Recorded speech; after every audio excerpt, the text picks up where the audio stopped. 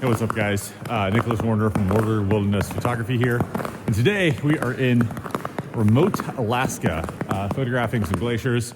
And in today's video, I wanted to talk about photographing in winter and finding foregrounds, because this is something that I'm really passionate about. And it is my favorite part of winter photography, because we have all of this ridiculous ice around us, right?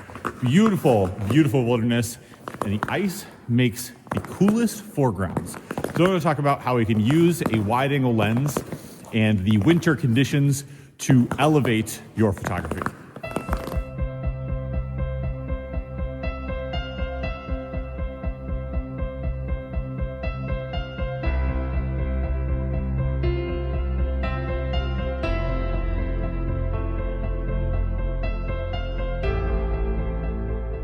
This photo adventure started out by hiking to the face of this massive glacial lagoon, and the terminus had these incredible jagged peaks which I knew would make my main subject. From this point, it was all about finding a foreground. I hiked around on the frozen ice looking for something to catch my eye, and eventually came across these beautiful crystalline patterns in the ice. When you're shooting ultra wide, you need to get extremely low to the ground and close to your subject. The shot I got here was just okay. I loved those frosty crystals, but the image lacked a mid-ground, making it feel like two separate subjects.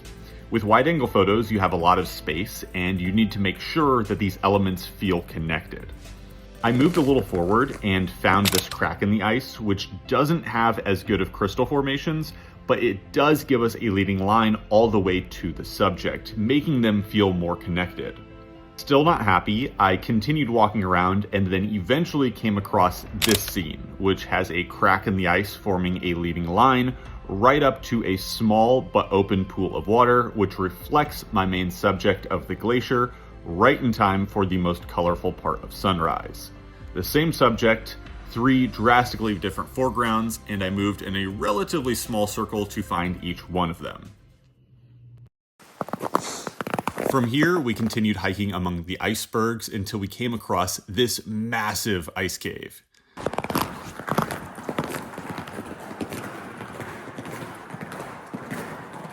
You can see how the light catches on each of these scalloped edges. Sculpted ice like this is great because the edges reflect any light that you have, creating unique foreground shapes.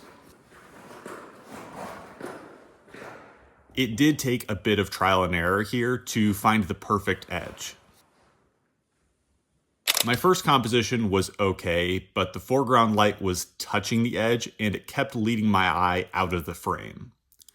Let's compare that with the final shot, which still has that close foreground and also leaves just a little bit of space around the reflection to ensure that your eye leads into the light rather than out of the frame.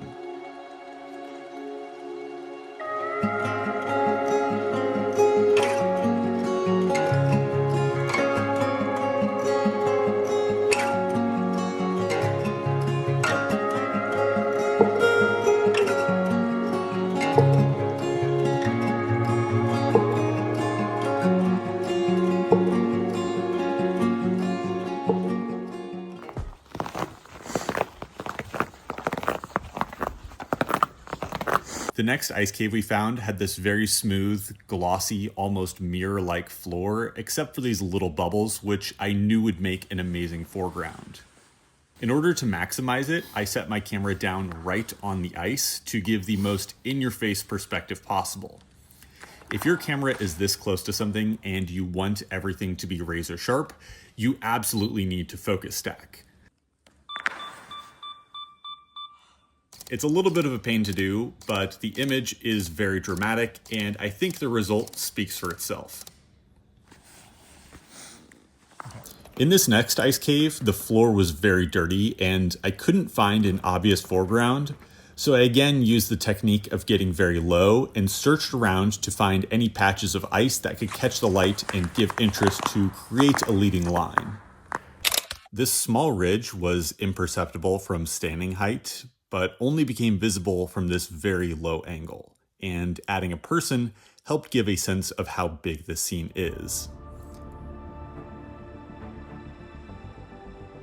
If you would like to join me exploring around Alaska, flying in helicopters, shooting big mountains, photographing the northern lights, and navigating ice caves yourself, head to my website, warnerwildernessphotography.com. I've got a little bit of space left for 2026, and I'm currently taking bookings for 2027 photo adventures. Thank you for watching. I'll see you next time.